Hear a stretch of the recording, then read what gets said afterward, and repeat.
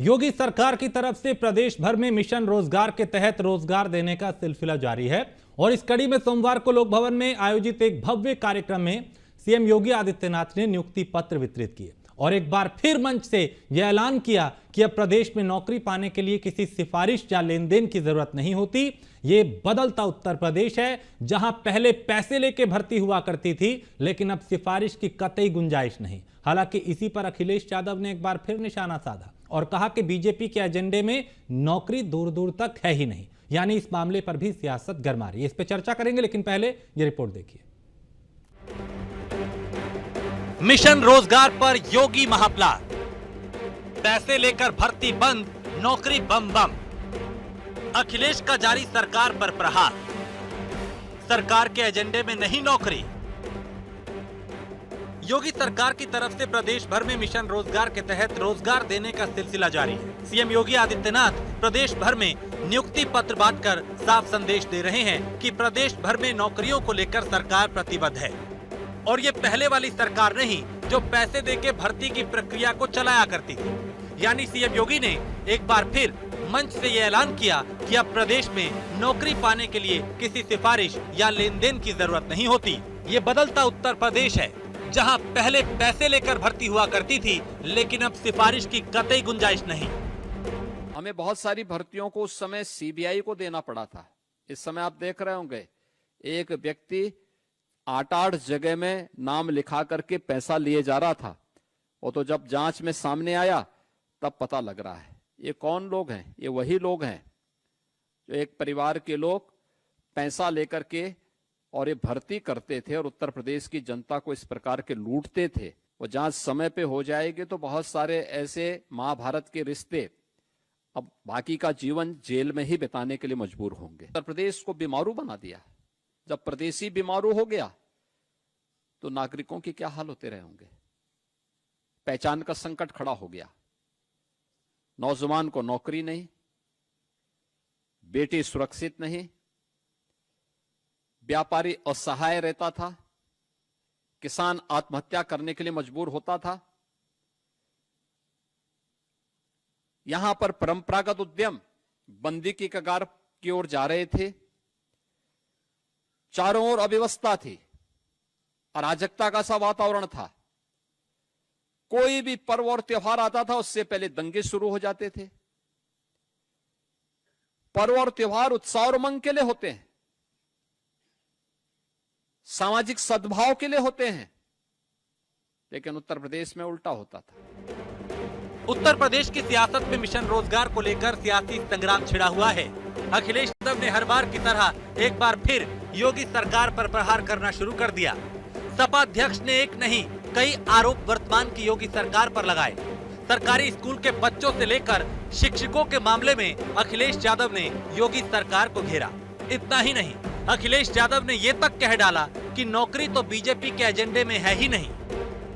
ये गड्ढे तब भरे जाएंगे, विकास तब होगा जब बीजेपी जाएगी, इलाज गरीबों को तब मिलेगा जब बीजेपी जाएगी, बिजली तब मिलेगी जब बीजेपी जाएगी, नौकरी तब मिलेगी जब बीजेपी जाएगी, महंगाई कम तब होगी जब बीजेपी जाएगी। इसलिए बीजेपी हटाओ और आप लोग भी आजादी पाओ। नौकरी भारतीय जनता पार्टी के एजेंडे में ही नहीं है।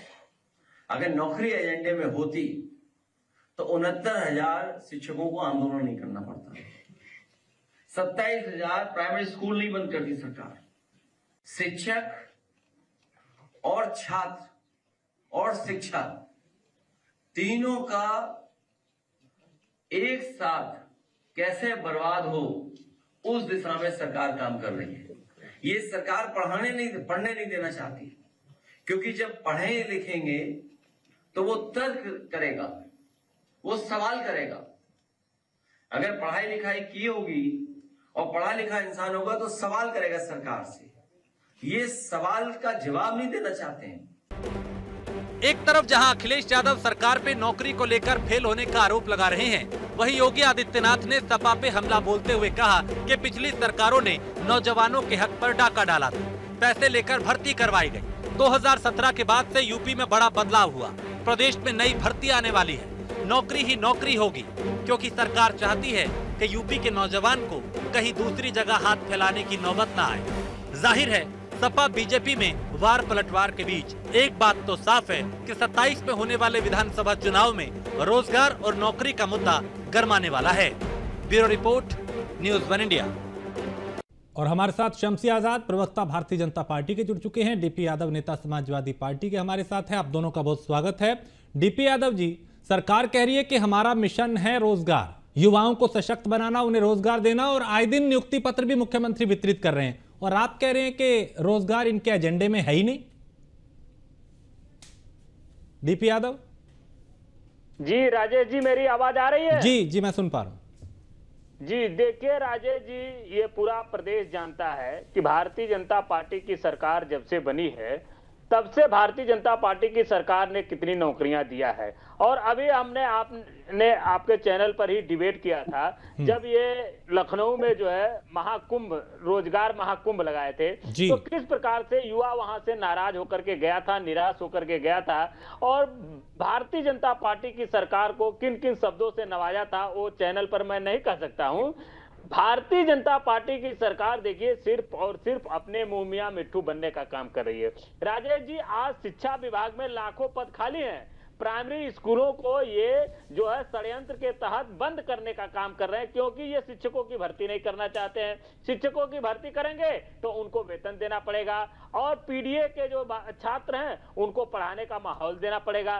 तो ये कहीं ना कहीं देखिए स्कूलों को बंद करके शिक्षकों की भर्ती का जो मार्ग है उसको भी बंद करने का काम कर रहे हैं। इसी तरह से स्वास्थ्य विभाग में भी तमाम पद खाली हैं। स्वास्थ्य विभाग के साथ साथ राजस्व विभाग में भी पद खाली है, सहकारिता विभाग में भी पद खाली है। तो आखिर ये इन पदों को भरने का काम क्यों नहीं कर रहे? और सबसे बड़े दुर्भाग्य की बात, अभी देखिए 2-4 दिन पहले ही कैबिनेट में एक जो है प्रस्ताव पेश हुआ है, पास हो गया वो सरकार की तरफ से, कि उत्तर प्रदेश आउटसोर्सिंग सेवा निगम बना दिया इन्होंने, क्योंकि सरकारी नौकरी देना नहीं चाहते हैं। ये ठेके की भर्तियों को कहीं ना कहीं जारी रखना चाहते हैं, युवाओं के शोषण का मार्ग प्रशस्त करना चाहते हैं। आज उत्तर प्रदेश का प्रत्येक युवक ये जानना चाहता है कि आखिर भारतीय जनता पार्टी की सरकार के एजेंडे में नौकरी क्यों नहीं है, क्यों ये आउटसोर्सिंग सेवा निगम बना करके युवाओं के शोषण का मार्ग प्रशस्त कर रहे हैं, उनके साथ षड्यंत्र क्यों कर रहे हैं। ठीक है, आज इस पे जवाब ले लेता हूं मैं। शम्सी आजाद जी, चूंकि नियुक्ति पत्र भी वितरित किए जा रहे हैं, कई अभियान भी चलाए जा रहे हैं, आप लोग ये भी कह रहे हैं कि भाई हम युवाओं को नौकरी दे रहे हैं, लेकिन समाजवादी पार्टी अखिलेश यादव सामने आके ये कह रहे हैं कि भैया नौकरी तो इनके एजेंडे में है ही नहीं, ये केवल गुमराह कर रहे हैं, बहुत सारे विभाग है जो खाली पड़े हैं। देखिए, ये तो वही पार्टी है कि जो छात्रों के हाथों में तमंचे दे दिया करती थी, छात्रों के हाथ में पत्थर दे दिया करती थी, छात्रों के ऊपर क्या कहते हैं उपद्रवियों पे टैग लग गया था। कम से कम उत्तर प्रदेश में छात्रों को इस निगाह से देखा तो नहीं जाता है। आज उत्तर प्रदेश में कहीं ना कहीं छात्र अपने को जो है मजबूत समझ जाए, कहीं ना कहीं छात्र अपने को ये समझ जाए कि आज अपने पढ़ाई किया है। अभी देखिए पीटी की परीक्षा हुई, यहाँ पर सकुशल संपन्न हुई, और उत्तर प्रदेश में जिस तरीके से लगातार रोजगार मेला लग रहा है उसको भी आप देख रहे हैं पूरी तरीके से सफल हो रहा है। ये तो हताशा और निराशा समाजवादी पार्टी के लोगों की, इन्होंने जिस तरीके से 3 दिन की पूरी पाठशाला चलाई तो वो भी आपने देखा बंद हो गई, कहाँ चले गए उसका भी नहीं पता है कि न रजिस्ट्रेशन कराया, न किसी जो है ट्रेनिंग छात्र टीचर को उसमें पढ़ाने के लिए रखा है। सिर्फ एक जो है एक खबर बनाया था सरकार के खिलाफ, एक नैरेटिव चलाने के लिए, सरकार को बदनाम करने के लिए, लेकिन वो भी पूरी तरीके से धराशायी हो गए। तब इन्होंने फिर से एक बार रोजगार का मुद्दा उठाया। असल में ये समाजवादी पार्टी को पूरी तरीके से पता चल चुका है कि अब उनकी जो है नाव में छेद हो चुका है, और नाव में धीरे धीरे पानी बढ़ता जा रहा है। जिस तरीके से लगातार पूजा पाल को इन्होंने निकाला और समाजवादी पार्टी के 100 विधायकों को निकाला, तब इनकी पार्टी पूरी तरीके से समाप्ति की कगार पर है। और 27 में पूरे का पूरा प्रदेश ये तय करके बैठा है कि 27 का चुनाव समाजवादी। ठीक है, डीपी यादव वो कह रहे हैं कि हमारे वक्त में पारदर्शिता है, अब किसी सिफारिश की जरूरत नहीं पड़ती, और पहले नौकरियां बिकती थी, बिना सिफारिश के नौकरी नहीं मिलती थी, पैसा देना पड़ता था नौकरी के लिए। आज सिस्टम पूरी तरह से पारदर्शी है। देखिए राजेश जी, मैं पहले भी कह चुका हूं कि भारतीय जनता पार्टी के सरकार में सिर्फ और सिर्फ झूठ बोला जाता है। मुख्यमंत्री अपने मुंह मियां मिट्ठू बनने का काम करते हैं, उनको जमीनी हकीकत नहीं पता है। ठेके लगे रहे हैं, पर्चे सारे आउट हो रहे हैं, एक एक नौकरी के लिए लाखों लाखों रुपए देने पड़ रहे हैं। अरे जो भुक्तभोगी है उससे पूछिए ना क्या स्थिति का सामना करना पड़ रहा है। ये केवल शम्सी आजाद यहाँ चैनल पर बैठ के बड़ी बड़ी बातें कर रहे हैं, छात्रों के हितों की बात कर रहे हैं। बताइए, शर्म नहीं आती है? इन्हीं के पार्टी के एबीवीपी उसके छात्र पीटे जाते हैं। ये छात्रों के हित से कैसे हो सकती है भारतीय जनता पार्टी की सरकार? अरे चुल्लू भर पानी में डूब मरना चाहिए। बताइए, सरकार के नाक के नीचे लखनऊ में ही एबीवीपी के छात्र पीटे गए, कितनी शर्मनाक बात है। और समाजवादी पार्टी के लोग उनके साथ खड़े रहे, वो छात्र है इसलिए खड़े रहे।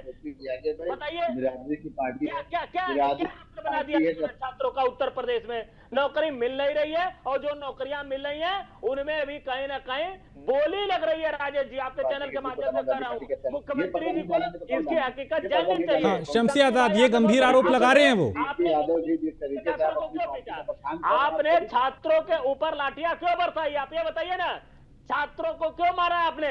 आज उत्तर प्रदेश का छात्र आक्रोशित है, सड़कों पर उतरने के लिए तैयार है, भारतीय जनता पार्टी की सरकार के खिलाफ मोर्चा खोल लिया है। बताइए, छात्रों को आप मारेंगे? अपने हक हुकूक की बात करेंगे, वो डिग्री उनको मिल नहीं रही है। ये बताइए, फर्जी कॉलेज आपने खोल दिया है, ये फर्जी कॉलेज क्यों चला रहे हैं आप?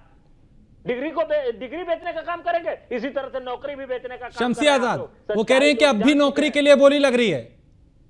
जी बोली लग रही है, नौकरी के लिए बोली लग रही है। और छात्रों की पिटाई क्यों हुई, इसका भी जवाब दीजिएगा आप। शमसी भाई बैठे हुए हैं आप। हाँ, शमसी आजाद मैंने दिख रहा है, पूरी तरीके से दिख रहा है कि छात्रों के ऊपर लाठीचार्ज हो रही, खुद के ऊपर लाठीचार्ज हो रही है। और कहाँ चलिए, अभी शायद थोड़ा सा नेटवर्क इशू है, आपका आवाज ब्रेक हो रहा है।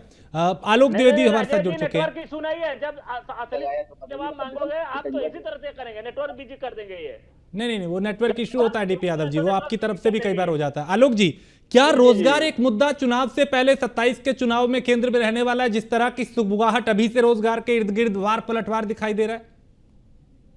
देखिए, देश में ना दो मुद्दे जब चुनाव होता है बड़ा हावी होते हैं। एक होता है बेरोजगारी का, एक होता है महंगाई का। अच्छा, दो चीजें ऐसी हैं जिसपे कोई सरकार कभी ऐसा कंट्रोल कर ही नहीं पाई है। अटल जी सरकार जब थी, जब पीएम थे, उस समय जब मुद्दा धरती में 2 से 2.25 के आसपास टिकी रहती थी। उसके बाद से रोजगार का और महंगाई का मुद्दा हमेशा रहा, चाहे देश में कांग्रेस सरकार थी, स्टेट में चाहे सपा सरकार रही है, बसपा सरकार रही है, भाजपा सरकार है।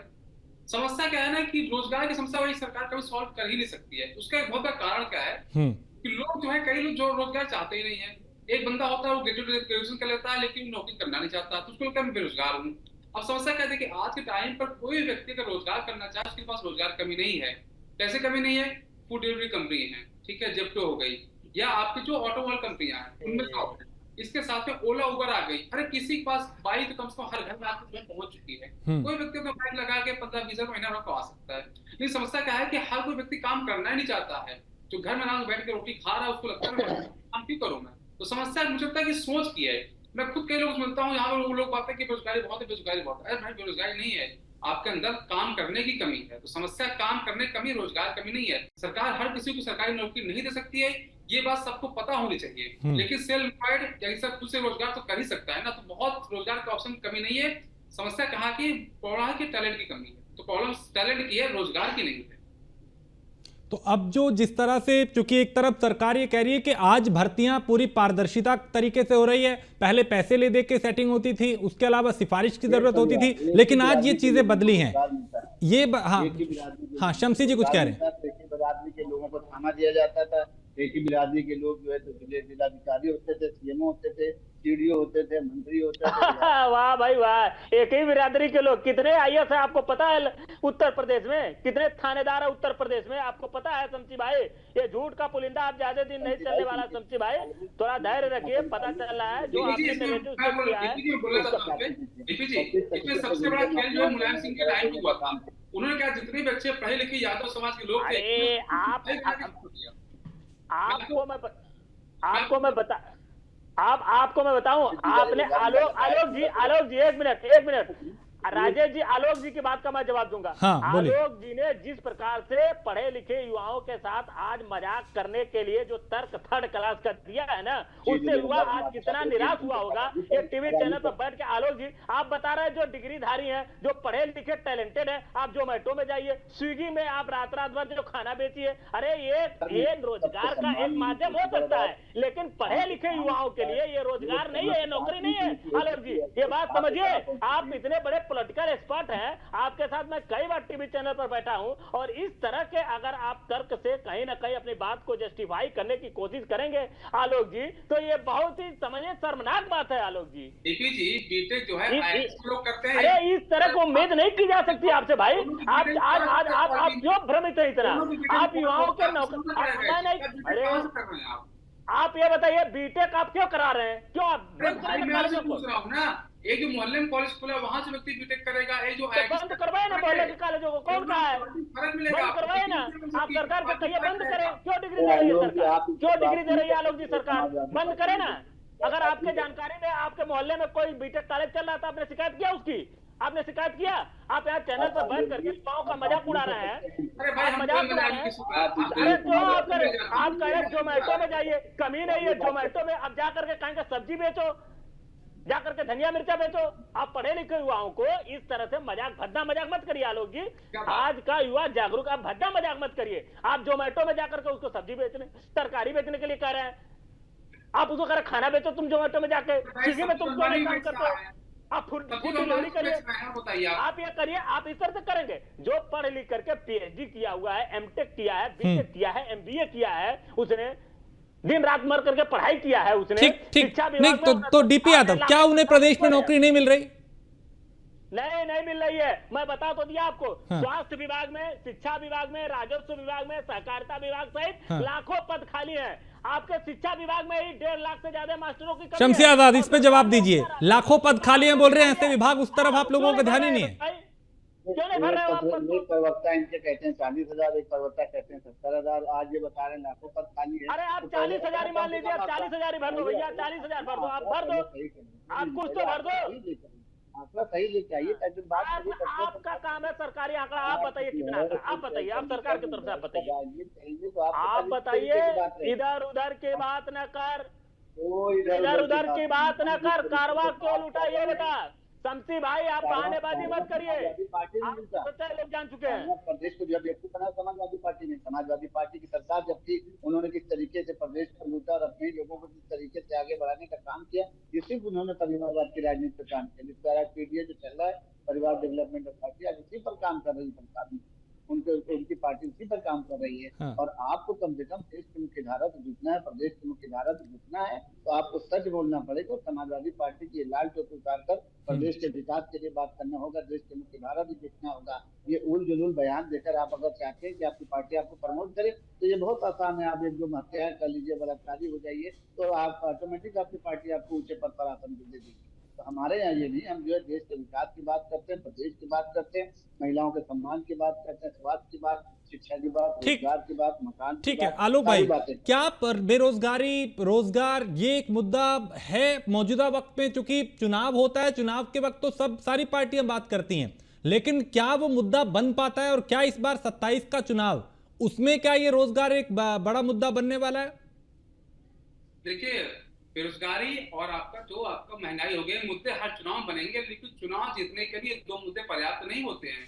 चुनाव जीतने के लिए आपका जाति का समीकरण कैसा है, क्षेत्र में आपकी पकड़ कैसी है, तो सबसे जो इम्पोर्टेंट चीज वो आपका समीकरण, आपको चुनाव जिताता है।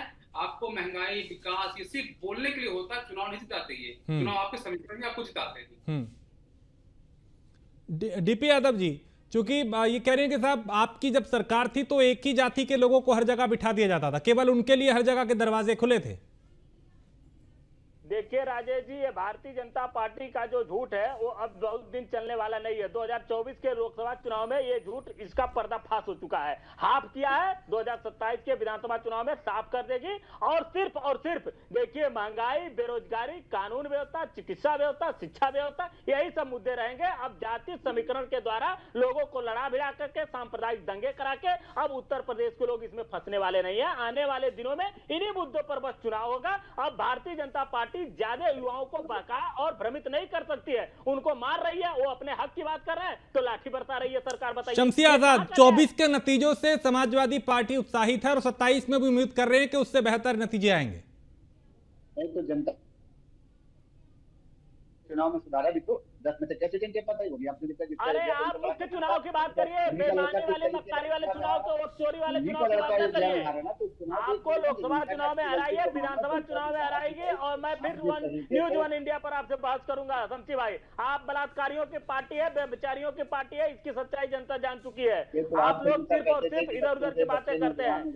आपकी सरकार में माताओं बहनों की इज्जत सुरक्षित नहीं है भाई। बलात्कारियों को बचाने के लिए, हत्यारों को बचाने के लिए, माफियाओं को आपके बचाने सरकार में के तो लिए सब वही भरे हुए बलात्कारी और बेचारी भरे हुए हैं। बुआ जिसको अखिलेश यादव कर रहे हैं उन्हीं को चीर करवाया था अपने नेताओं से। ये सब काम जांच कर लिया करिए। आप कहाँ महिलाओं की बात करते हैं, कहाँ छात्रों के हितों की बात करते हैं? आपको तो गुंडे माफिया चाहिए, आपको तो अपराधी चाहिए। और आपको भी अगर बनना जीते यादव जी, तो मैं आपको बहुत मुफ्त की एक सलाह देता हूँ कि आप भी हाँ, जाइए आप कुलदीप सेंगर वाले में और चिन्मयानंद वाले की श्रेणी में शामिल हो जाइए। आप भी जाइए, शामिल हो जाइए, आप भी बन जाएंगे विधायक जल्दी से। हाँ बल्कि हाँ, आप शामिल हो जाइए। पार्टी आपको बढ़ाएगी नहीं। अरे 9 साल खत्म हो गए, 1 साल बचा है, हो सकता है कुछ बनाओ ना दे सरकार आपको। ठीक है, 1 साल बचा है आलोक एक सरकार फाइनल बनाने की। कमेंट आपका कि ये 27 की पूरी तैयारी है और उसी का एक रिहर्सल इसे कहा जा सकता है कि साहब अब रोजगार पे, बेरोजगारी पे एक दूसरे पे वार पलटवार हो रहा है और ये पिच तैयार की जा रही है कि रोजगार भी एक बड़ा मुद्दा इस बार 27 के चुनाव में बनेगा। देखिए, मैं भी बोलूंगा रोजगार की सिर्फ चर्चा करेंगे, लेकिन चुनाव जीतेंगे तो समीकरणों के आधार पर चुनाव जीतेंगे। देखिए, विपक्ष का काम होता है मुद्दों को उठाना, वो एक अच्छी चीज है, और विपक्ष का काम नहीं होता सरकार को फाइनल दिखाना। बट मुझे कहीं के लगता है कि कभी विपक्ष जो गलत मुद्दे पकड़ लेता है, जो जमीनी मुद्दे कभी भी छूट जाते हैं। जैसे छुट्टा जाना बहुत बड़ा मुद्दा है। अगर मैं पिछले डिबेट में बोला था, जब पिछले चुनाव हो रहा था 22 का, मैंने बात बोली थी वहां पर, अगर अखिलेश जी छुट्टा जो शाह जहां घूम रहे हैं, इनके कुछ रोड मैप थे भाई। समस्या तो सबको पता है ना। अगर रोड मैप भी होते इसका हम ये समाधान करेंगे, तो मुझे लगता है कि 22 में समाजवादी पार्टी की सरकार आ गई होती। लेकिन इनके पास रोड मैप में था, उसमें हर गांव में नाराजगी थी छुट्टा जानवरों को लेकर।